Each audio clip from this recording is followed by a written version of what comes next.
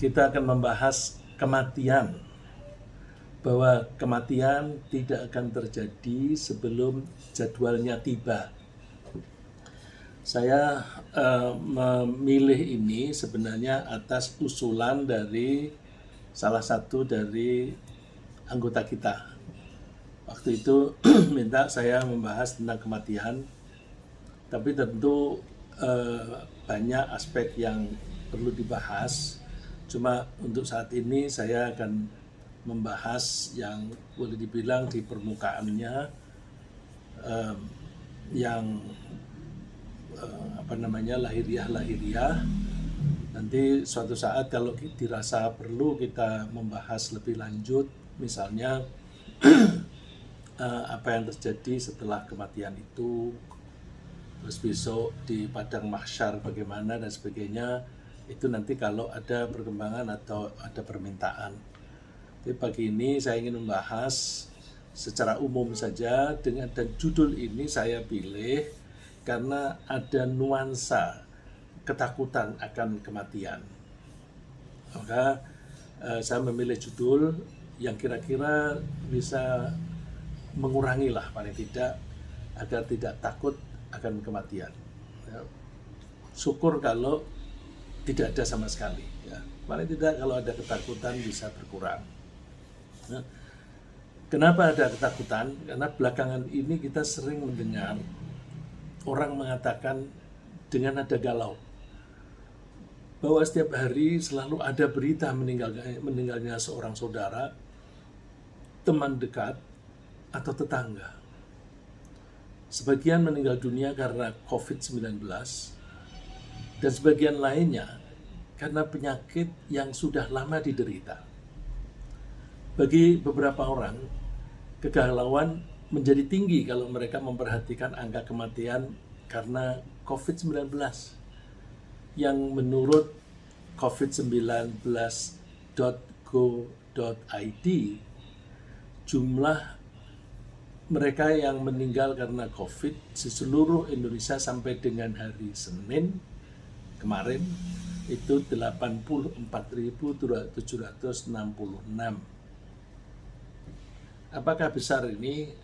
Ya, dianggap besar-besar, dianggap kecil ya kecil. Ya, makanya kita suka mendengar ada pejabat yang bilang hanya segitu dibanding dengan jumlah penduduk kita.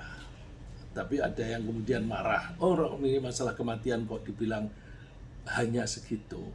Jadi saya tidak mengatakan ini banyak atau sedikit, ya, karena banyak atau sedikit itu sangat relatif.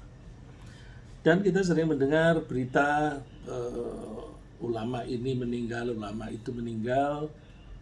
Bahkan kemarin kita mendengar rektor Universitas Muhammadiyah Lamongan meninggal dunia.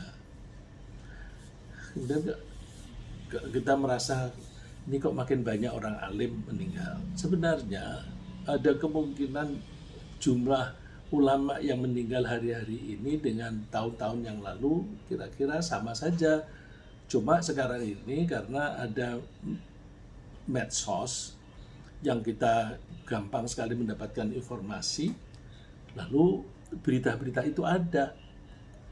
Jadi mungkin jumlahnya sama atau ya kurang lebih serupa, tapi karena akses informasi itu lebih gampang, menjadi kelihatannya banyak. Nah, kita jangan terkecoh dengan angka. Misalnya suatu hari angka yang terkena COVID turun. Nanti dulu, turun itu dikarenakan memang yang menderita berkurang atau dikarenakan yang dites sedikit. Kalau yang dites sedikit, angka hasilnya ya turun. Ya. Jadi kita nggak usah terkecoh dengan angka-angka itu. Yang penting kita jaga keimanan kita tentram hati kita tidak takut akan kematian, karena kematian itu tidak akan terjadi kalau belum jadwalnya kita datang. Ya. Sebenarnya kematian adalah kejadian yang biasa. yang tidak bisa dihindari. Karena tidak bisa dihindari dan semua orang pasti meninggal, yaitu ya kejadian biasa. Allah mengatakannya, kullu nafsin dha'iqatul maut thumma ilaina turja'un. Setiap jiwa atau setiap orang pasti merasakan kematian. Setiap orang, each individual. Dan setelah itu mereka akan kembali kepada kami, kembali kepada Allah. Ada kata kembali kepada Allah. Nah, ini ada mekanisme penciptaan, mekanisme cara Allah mencipta makhluknya. Kematian terjadi ketika roh berpisah dari badan.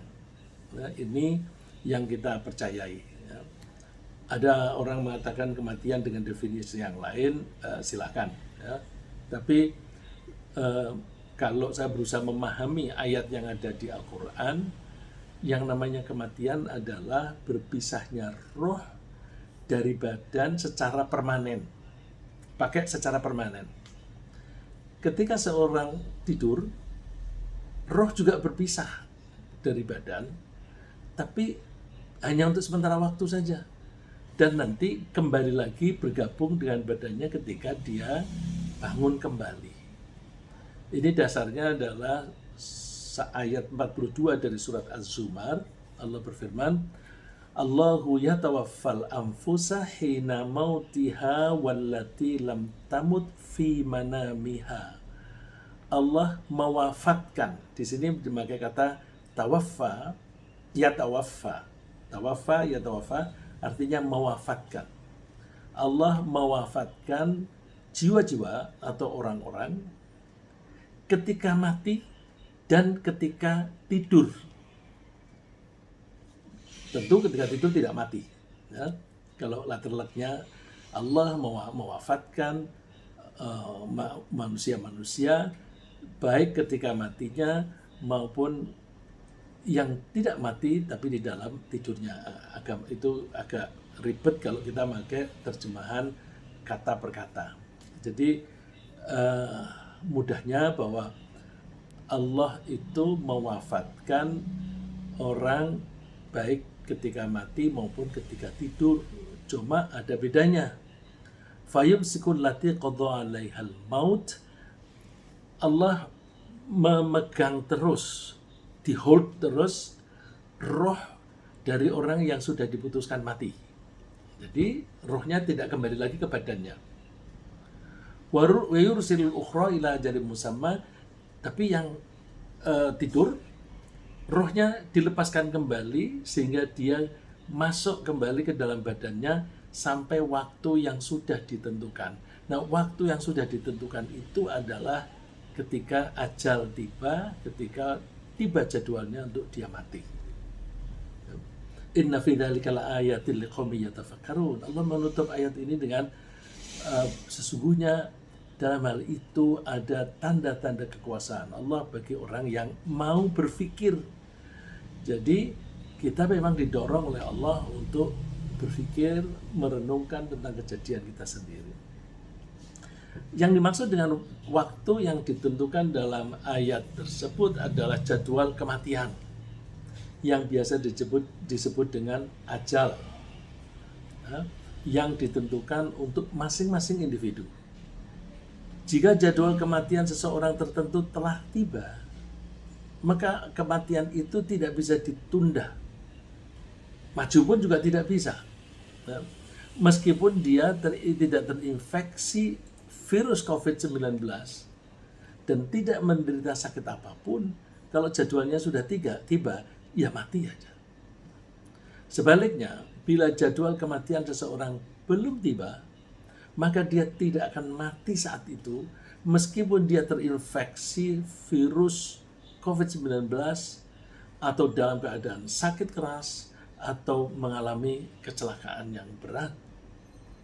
Kalau belum waktunya, dia tidak akan mati. Fa idza jaa ajaluhum la yastakhiruna sa'atan wa la yastaqdimun. Ketika ajal atau jadwal kematian itu sudah tiba, maka mereka manusia tidak bisa meminta mundur sesaat pun, sesedikit waktu apapun, dan juga tidak bisa dimajukan. Jadi kalau begitu, jadwal kematian itu sudah definite, sudah ditentukan, sudah pasti. Jadi kalau sudah pasti, ngapain kita takut? Ketika ajal atau waktu kematian yang ditentukan itu tiba, maka seseorang tidak akan bisa menghindari kematiannya karena kematianlah yang mendatangi. Jadi ini kita, ini kematian. Kematian ini yang mendatangi kita atau menjemput kita, bukan sebaliknya. Bukan orang atau kita yang mendatangi kematian. Kalau kita atau orang yang mendatangi kematian enak, itu berarti kematian bisa diatur atau bisa dihindari. Ya. Kalau orang yang mendatangi kematian, saya contohkan dengan tangan, ini kematian, ini kita. Kematian kita. Kalau memang sudah waktunya, maka kematian itu akan datang, kita tidak bisa menghindar. Kita pergi kemanapun juga akan dikejar. Nah, kalau misalnya kita bisa menghindari, ya, atau dengan kata lain, kalau kita yang mendatangi kematian, itu kita bisa menghindarinya karena apa? Ya asal aku tidak menemui dia, ya tidak akan mati, gitu. Asal aku tidak menemui dia, jadi tidak akan mati. Jadi bukan begitu, tapi kematian yang menjemput kita atau yang menemui kita. Seperti yang disebut oleh Allah di surat Al-Jumu'ah. Qul innal mauta alladzi tafirruna minhu fa innahu mulaqikum. Katakan sesungguhnya kematian yang kamu hindari, yang kamu lari darinya, kematian itu akan menemui kamu, akan menjemput kamu. Saya jadi ingat ada orang yang ingin menghindari gempa bumi. Waktu itu ada gempa bumi di daerah pantai barat Sumatera. Lalu terus banyak pakar yang cerita bahwa itu ada lempengan, ada pertemuan dua lempengan yang panjang, dan karena itu maka daerah itu rawan gempa bumi mulai dari Sumatera bagian utara sampai ke selatan. Terus ada orang yang karena mempunyai kekayaan ingin pindah ke Jakarta saja, terus membeli rumah di Jakarta dan kemudian mengangkuti barang-barangnya dan sebagainya. Jadi dia mondar-mandir. Pas dia pergi ke kotanya itu, mohon maaf saya tidak menyebut nama kotanya ya, supaya tidak menyinggung orang atau membuat orang takut. Pas sampai di kotanya itu, ada gempa dan dia mati. Ya, kalau mau menghindari nggak bisa. Kalau mau sudah waktunya ya datang aja. Ya. Lalu kapankah kematian akan menjemput atau mendatangi kita? Tidak ada orang yang tahu. Tidak mungkin ada orang yang bisa mengetahui. Itu rahasia Allah. Kita tidak usah mencari tahu. Kalau itu sudah rahasia Allah, nggak usah cari tahu. Bikin stres. Ya. Karena seringkali orang, contohnya diberitahu. Diberitahunya pun juga kira-kira. Misalnya ada orang yang punya penyakit yang berat sekali, lalu dokter memperkirakan biasanya orang yang menderita sudah tingkat ini itu kira-kira 6 bulan paling lama meninggal. Begitu mendengar 6 bulan akan meninggal, dia stres banget. Nah justru stresnya itu mempercepat kematiannya. Belum sampai 6 bulan sudah mati. Tapi kalau dia tidak stres, ada orang yang dokter bilang, udah ini kankernya sudah ke seluruh tubuh, semuanya sudah kena, udah bersenang-senang saja. Ini sampai belasan tahun, nggak mati-mati. Karena dia nggak ada stres. Jadi, udahlah, itu rahasianya Allah. Kita tidak usah sok tahu, tidak usah cari-cari tahu. Kita serahkan saja kepada Allah dan kita memohon kepadanya agar kapanpun kita meninggal, Allah memberi kita kesempatan untuk mengakhiri hidup ini dalam keadaan iman dan dengan husnul khotimah. Itu penting. Jadi, ya Allah, kapan engkau memanggil aku, terserah engkau Allah. Tapi permohonan saya hanya satu. Kapanpun engkau memanggil kami, memanggil saya mohon mengakhiri, mohon agar saya bisa mengakhiri hidup saya dengan husnul khotimah dalam keadaan iman. Karena yang bisa mengendalikan pikiran dan hati kita hanya Allah, maka kita mohon kepada Allah. Ya, jadi kita tidak mungkin mengetahui seperti firman Allah di surat Luqman, wa ma tadri nafsum madza taksibu ghadan wa ma tadri nafsum bi ayyi ardin tamut. Seseorang tidak akan tahu besok dia akan melakukan apa. Kita bisa berencanakan, tapi besok yang terjadi itu tidak bisa persis seperti yang kita rencanakan. Dan seseorang tidak akan tahu di bumi mana dia akan mati. Apakah dia di Jakarta, tempat tinggalnya di Jakarta, atau nanti pas bepergian ke mana kemudian meninggal di sana, bisa saja. Jadi itu supaya membuat kita nggak usah takut, karena sudah ada jadwalnya dan logikanya, rasionalisasinya. Sebenarnya kematian itu fenomena biasa. Karena kematian itu salah satu cara Allah bertindak. Allah itu Maha Mencipta. Ketika Allah menciptakan sesuatu, itu Allah menciptakan itu mulai dari satu titik menuju ke titik lain, kemudian dikembalikan lagi ke titik awal. Ya.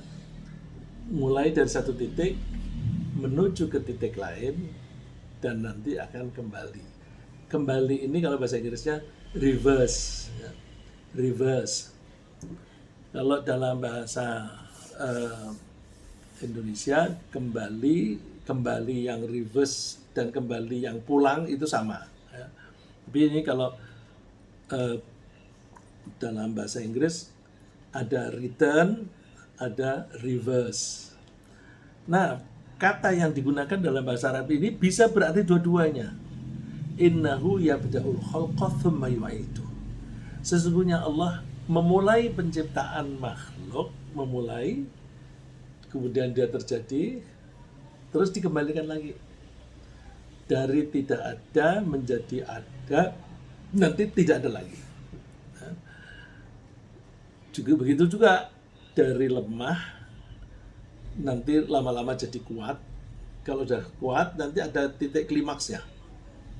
Setelah titik klimaks, dia akan mulai kembali melemah. Ya.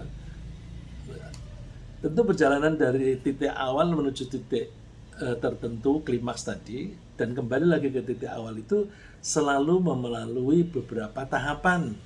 Seperti misalnya tadi, dari lemah menjadi kuat, nanti kembali lagi lemah.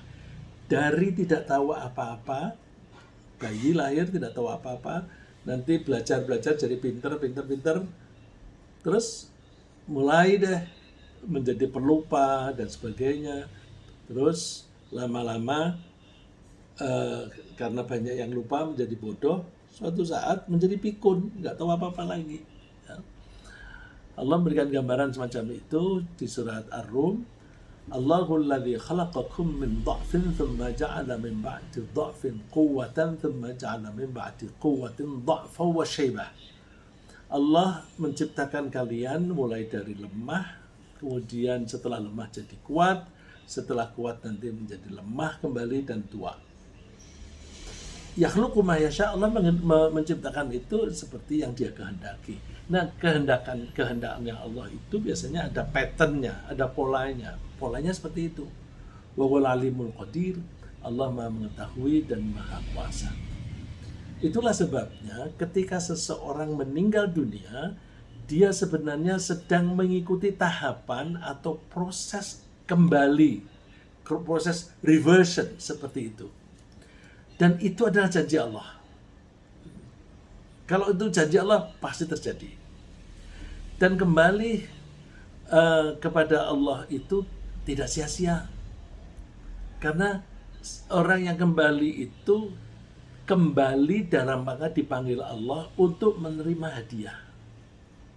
Tentu untuk menerima hadiah bagi orang yang layak menerima hadiah. Diberi hadiah karena apa?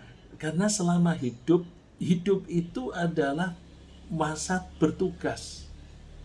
Jadi ketika kita sekarang ini kita hidup, kok kita tidak sibuk, ya berarti kita tidak melaksanakan tugas.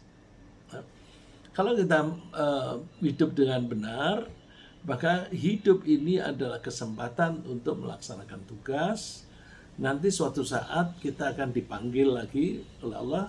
Jadi kadang kita dari Allah, kemudian dilepas di lapangan, dipanggil lagi untuk diberi hadiah selama di dunia ini jerih payahnya. Nah, maka beruntunglah orang yang bisa memanfaatkan hidupnya untuk berbuat baik atas dasar keimanan. Dan celakalah orang yang menyia-nyiakan hidupnya untuk hal-hal yang tidak ada gunanya. Sayang, waktu dibuang-buang 1 jam hanya untuk main game yang nggak ada produknya, nggak ada hasilnya. Sayang. Jadi kita manfaatkan sebaik-baiknya. Allah menjanjikannya ini, ilaihi marji'ukum jami'a. Hanya kepadanya lah Allah tempatmu kembali semua. Wa'dallahi haqqa, itu janji Allah yang pasti, yang hak. Innahu yabda'ul khalqa tsumma yu'iduh. Sesungguhnya Allah itu menciptakan itu dengan memulai sesuatu kemudian dikembalikan lagi. Kenapa dikembalikan lagi? Liyajziyal ladzina amanu wa 'amilus shalihati bil qist. Supaya Allah bisa memberi balasan kepada orang yang beriman dan berbuat baik. Ada berbuat baiknya itu adalah tugas tadi. Bil qisti, melakukannya dengan benar, dengan cara yang lurus. Tapi sebaliknya orang yang tidak melaksanakan tugas, walladzina kafaru lahum syarabun min hamimin wa 'adzabun alimun bima kanu yakfurun. Dan untuk membalas orang-orang yang mengingkari, karena mengingkari lalu tidak melaksanakan tugas. Nah, karena nggak melaksanakan tugas, waktu kembali nggak punya modal, nggak punya hasil apa-apa untuk tinggal di sana. Lalu kalau mau minum ya harus mau menerima minum apa adanya. Minumnya air yang panas mendidih. Kita sebelum minum kita panasin dulu sampai mendidih. Tapi kita minumnya kita tunggu dingin. Kalau di sana panas tidak pernah bisa dingin lagi karena api itu menyala-nyala dengan besar yang suhu udaranya itu panas sekali, saking panasnya sampai air itu selalu mendidih. Ditambah lagi di sana ada siksaan yang pedih sekali karena dulunya tidak mau percaya. Nah, dari ayat-ayat ini kita bisa memahami kalau ada orang yang takut akan kematian. Takut kalau tiba-tiba kematian itu tiba. Bahkan ada orang yang setiap naik ke tempat tidur selalu ketakutan. Kenapa? Takut kalau besok tidak akan bisa bangun lagi. Kenapa takut? Karena dosa-dosanya sudah terlanjur terlalu banyak dan tidak mempunyai kesempatan atau belum sempat menebusnya dengan amal baik yang cukup untuk menutupi atau menebus kesalahan yang lalu. Orang ini, yang saya ceritakan ini real terjadi. Orang ini sampai merasa perlu minum obat tidur setiap malam. Ya karena mau tidur takut. Coba kalau nggak percaya, suatu saat kalau kita sedang ketakutan sesuatu apapun, nanti tidurnya kan sulit. Sulit tidur. Apalagi kalau ketakutannya itu ekstrim, nggak bisa tidur.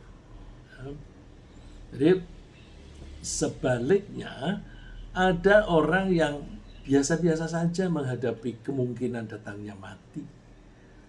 Kalau masih diberi kehidupan, dia bersyukur. Bersyukur kenapa? Karena dia merasa punya kesempatan untuk memanfaatkan waktu untuk menambah pahala. Kalau dipanggil pulang, siap saja. Karena selama ini dia tidak banyak melakukan perbuatan dosa, amalnya sudah lumayan, dia siap untuk dipanggil. Ya. Dan kematian seorang yang mau melaksanakan tugas hidupnya dengan baik, itu sama dengan dipanggil untuk istirahat. Jadi kematian bagi orang-orang mukmin yang melaksanakan tugas adalah istirahat. Ada yang mengatakan al-mautu rahatul mu'minin. Kematian adalah istirahatnya orang mukmin. Karena orang mukmin itu ketika hidup dia akan menggunakan tenaganya dan kapasitasnya sedapat mungkin untuk melakukan kebaikan.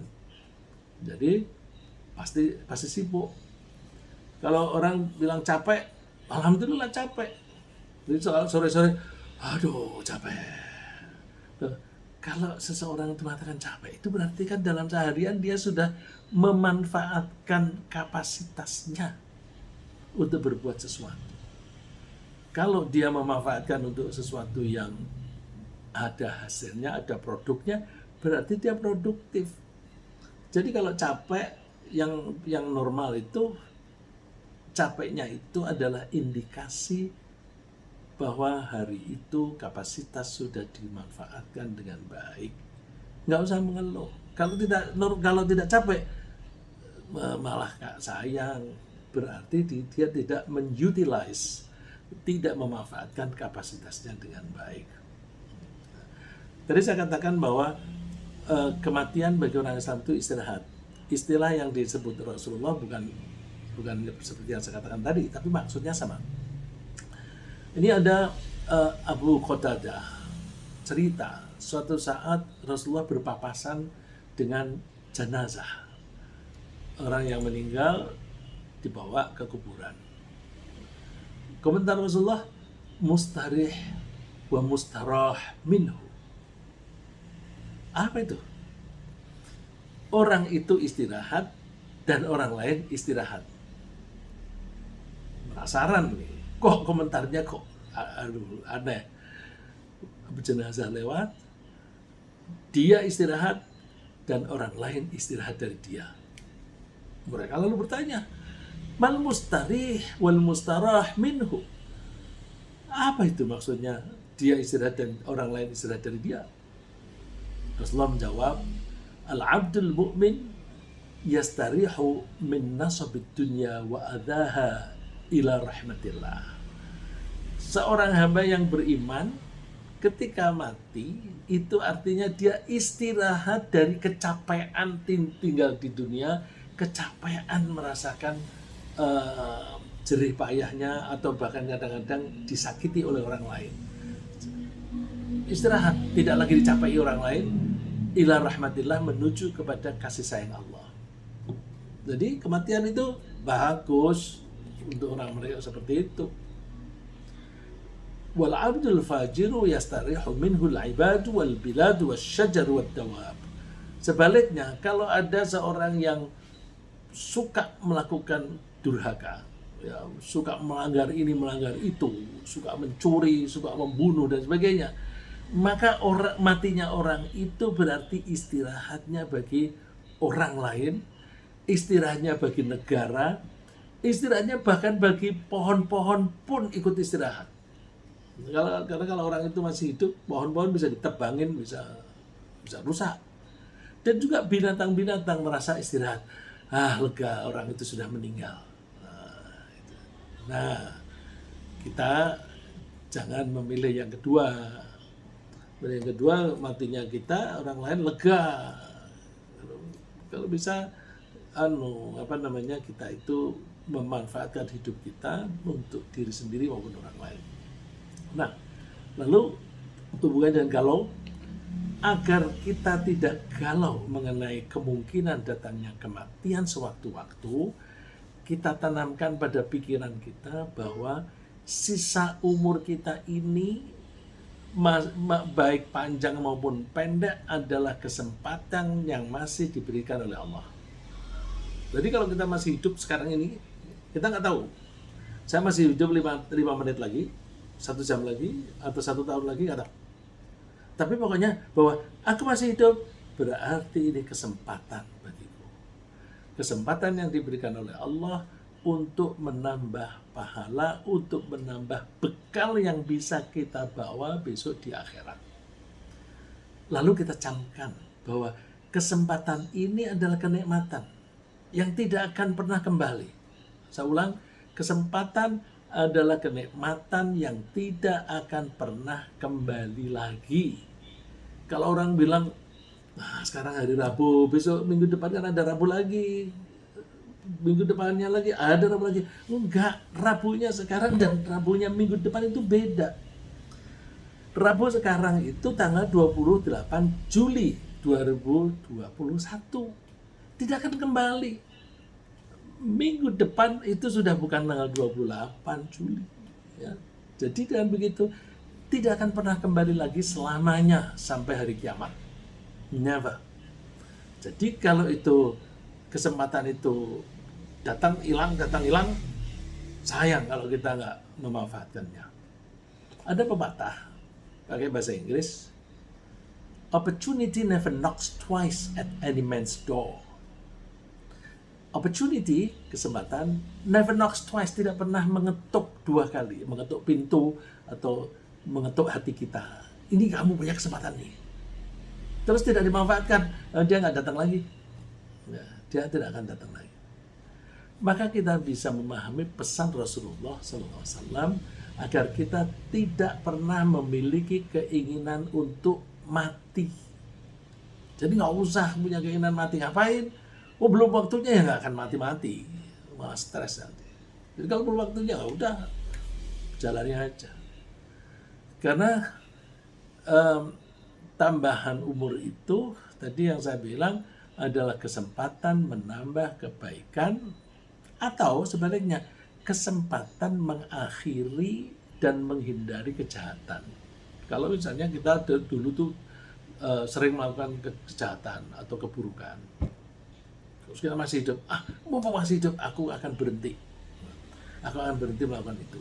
Jadi tidak lagi ada produksi dosa, tapi kita ganti dengan produksi pahala. Rasulullah melarang orang berangan-angan kepengen mati dengan seperti yang dikutip oleh Abu Hurairah, la yatamanna ahadukumul mauta imma muhsinan fala'allahu yazdad wa amma musian fala'allahu yasta'tib. Jangan ada seorang di antara kalian itu yang mengharap-harap mati. Karena kalau dia orang yang baik, barangkali dia bisa menambah kebaikannya lagi. Kalau dia orang jahat, barangkali dia bisa berhenti dari kejahatan itu. Jadi yang penting bagi kita adalah mempersiapkan diri untuk menghadapi kemungkinan kapan saja kematian datang. Dengan selalu berusaha memperkuat keimanan, memperbanyak perbuatan baik, dan menghindari apapun yang dilarang oleh Allah. Kita hindari karena apa? Khawatirnya kalau pas kita melakukan perbuatan dosa, di tengah-tengah itu kita mati. Celaka kita. Jadi kalau kita bisa mati pas lagi sujud, alhamdulillah. Bagaimana kalau ada orang yang mati pas main judi? Kan menjadi tidak terhormat gitu. Ya. Jadi kita memanfaatkan kesempatan ini sebaik-baiknya. Tapi memanfaatkan kesempatan itu butuh kecerdasan dan butuh kebijaksanaan. Orang itu harus bijaksana. Ada seseorang yang bertanya kepada Rasulullah SAW, Ya Nabi Allah, man aqyasun nas wa ahzamun nas. Wahai Nabi Allah, siapakah orang yang paling cerdas di dunia ini dan siapa yang paling bijaksana di dunia ini? Jawaban Rasulullah, aktsarhum dzikran lil maut. Orang yang paling cerdas adalah orang yang paling banyak mengingat akan kematian. Apa hubungannya dengan kecerdasan? Orang yang cerdas itu bisa menatap ke masa depan. Dia punya visi, vision. Vision itu pandangan ke depan. Orang yang cerdas itu punya pandangan ke depan yang jauh, sampai dia perhitungannya itu sampai ke kematian, dan bahkan habis mati itu ada apa. Habis mati nanti ada perhitungan, pertanggungjawaban, ada surga dan neraka. Jadi itu butuh kecerdasan karena dia harus melihat masa depan yang paling jauh, dan jauhnya itu abstrak lagi. Keabstrakan itu juga butuh kecerdasan. Sedangkan yang paling bijaksana adalah asyadduhum isti'dadan lil mauti qabla nuzulil maut. Yang paling cerdas adalah orang yang paling banyak mempersiapkan diri menghadapi kematian sebelum kematian itu betul-betul tiba. Jadi lakukan. Mumpung masih hidup. Ulaika humul aqyas dhahabu bisyarafid dunya wa karamatil akhirah. Orang yang cerdas dan bijaksana tadi, dia akan hidup di dunia ini mulia karena perbuatannya pasti baik. Dan besok di akhirat dia mulia karena dia masuk surga. Nah, salah satu cara mempersiapkan diri untuk menghadapi kematian, ini saya ambil pokoknya yang di hati dulu. Kalau hati kita sudah bisa diatur begitu, nanti kita punya motivasi itu mendorong kita untuk berbuat baik. Jadi ini cara yang strategis supaya kita bisa mempersiapkan diri, menata hati dulu. Yaitu apa? Membangun rasa cinta kepada Allah. Karena orang kalau sudah cinta kepada Allah, dia pasti rindu. Kalau dia rindu, dia kepengen ketemu. Dan kalau dia kepengen ketemu, dia tidak mau berbuat salah. Karena kalau kelakuannya itu ngaco, wah nanti jangan-jangan aku tidak diterima menghadap Allah. Enggak. Jadi orang itu akan berusaha hati-hati dalam berperilaku karena dia ingin melampiaskan rindunya itu dengan ketemu Allah. Ini diceritakan oleh Anas bin Malik. Ada seseorang dari Badui itu orang Arab yang tinggalnya di luar kota, yang nomaden, pindah-pindah karena mereka itu biasanya menggembala kambing. Nah, kambing dibawa ke satu tempat yang ada rumputnya. Nanti kalau rumputnya habis, dibawa ke tempat lain yang ada rumputnya lagi. Mereka bikin kemah lagi. Nah, makanya jadi nomaden. Itu orang Badui. Orang Badui itu maunya ringkas pertanyaannya. Ya Rasulullah, mata sa'ah qaimah. Rasulullah, kapan hari kiamat ini akan terjadi? Nah, Rasulullah jawabnya, wailak, wa ma'adatta laha. Celaka kamu. Apa yang kamu persiapkan untuk kiamat? Kok kamu tanya kapan kiamat? Emangnya kamu sudah mempersiapkan diri? Jawaban orang ini sederhana. Ma'adattu laha illa anni uhibbullah wa rasulah. Aku tidak punya persiapan apa-apa Rasulullah. Aku hanya mempunyai persiapan cintaku kepada Allah dan cintaku kepada utusan Allah. Jadi cinta itu sebagai bekal. Tapi cinta bukan cinta gombal ya, cinta yang sebenarnya yang menghasilkan rindu tadi. Jawaban Rasulullah apa? Innaka ma'aman ahbabta. Kalau begitu, kamu nanti akan bersama dengan yang kamu cintai. Jadi kalau kamu mencintai Rasulullah, kamu besok setelah meninggal dunia, kamu akan bersama-sama dengan Rasulullah. Lalu para sahabat yang lain merasa senang sekali. Wa nahnu kadzalik. Kami juga begitu Rasulullah. bahwa kalau kami mencintai Allah dan Rasulnya nanti kita akan bersama Allah dan utusannya. Naam, betul. Terus fafarihna yauma idzin farhan syadida. Lalu para sahabat itu menjadi senang sekali. Gampang mengumpulkan bekal, yaitu cintai Allah dan Rasulnya. Nah, itu bekal yang hebat sekali. Karena apa? Kalau kita sholat karena cinta, itu nggak usah diopera-opera. Dan kita sholatnya bukan karena takut, tapi kita sholatnya karena rindu. Kalau sholat karena rindu, itu datangnya dengan sukarela. Dan orang yang rindu, itu kepenginnya ngobrol terus menerus, ngobrol yang lama. Maka orang yang sholat karena rindu, kecenderungannya membaca doa itu yang panjang-panjang, mumpung ketemu dengan yang dicintai. Gitu. Di samping mempersiapkan perbekalan diri untuk menghadapi kematian, kita juga perlu menghindari hal-hal yang menyebabkan kita secara otomatis akan menjadi takut kematian. Ada hal-hal yang otomatis membuat orang itu takut mati. Nah, ini kita hindari. Apa itu? Terlalu mencintai dunia. Orang yang terlalu mencintai dunia pasti takut mati. Karena apa? Mati itu berarti berpisah dengan dunia. Dunia itu dicintai. Kalau itu dicintai, dia tidak mau berpisah.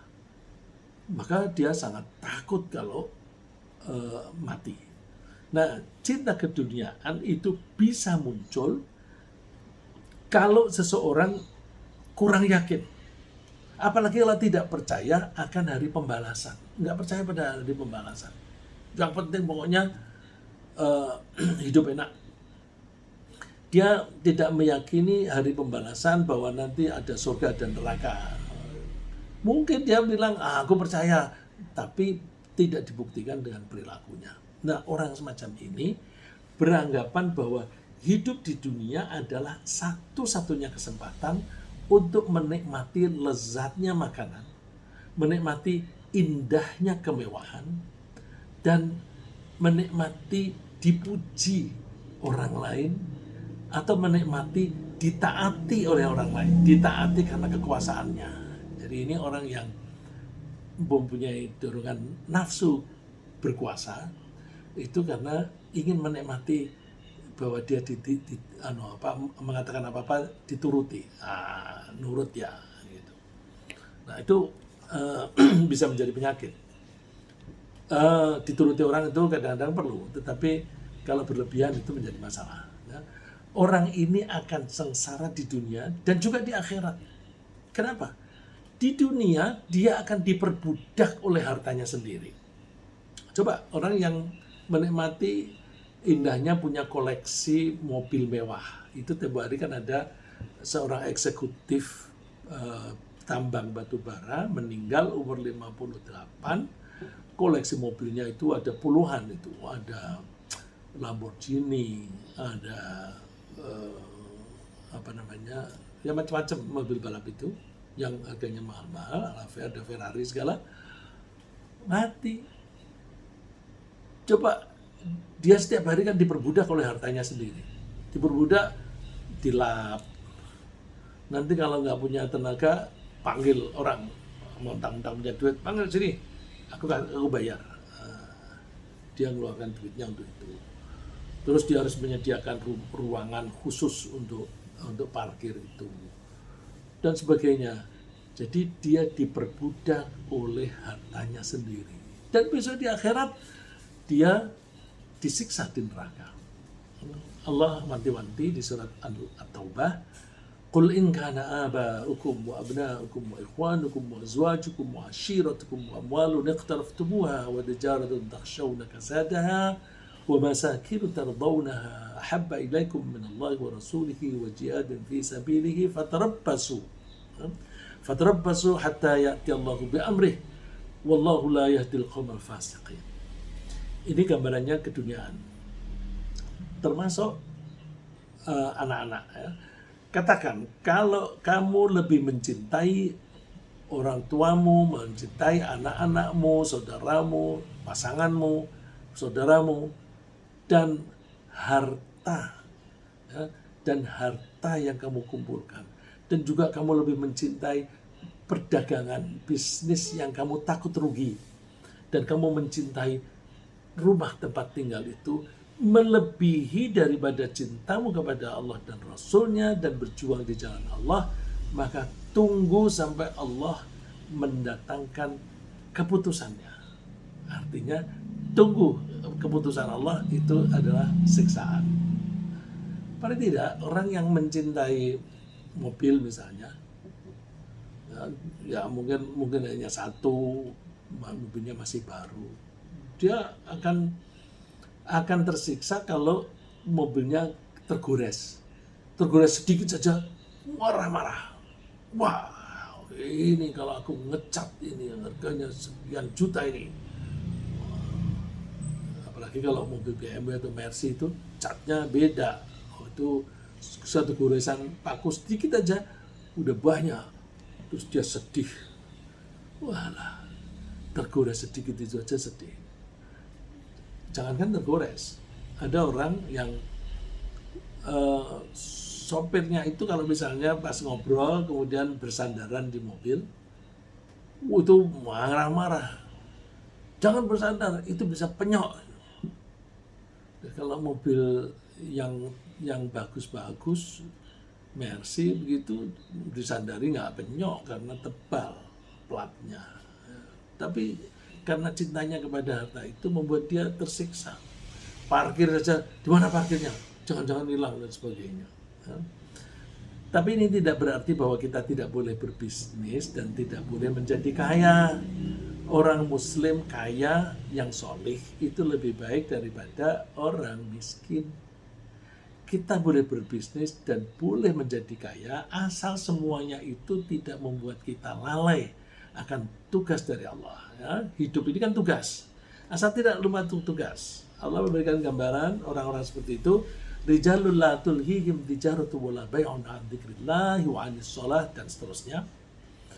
Mereka adalah orang-orang yang tidak menjadi lalai gara-gara bisnisnya, tidak menjadi lalai karena transaksi, lalai akan ingat kepada Allah, lalai akan menegakkan sholat, lalai membayar zakat, dan lalai akan mempersiapkan diri menghadapi hari pembalasan nanti. Nah, orang yang semacam itu nanti akan dibalas oleh Allah karena perilaku mereka yang baik, dan bahkan Allah akan memberi tambahan. Wa yazidahum min fadlih. Allah akan menambahi lagi. Dan Allah memberi rezeki kepada orang seperti yang Dia kehendaki. Ya. Jadi tidak perlu kita rasa galau menghadapi ketakutan meskipun ada berita-berita kematian yang karena apa? Kematian itu tidak akan datang kalau belum tiba jadwalnya. Ya. Ringkasnya, kematian yaitu berpisahnya roh dari badan pasti terjadi karena itu bagian dari sunnatullah.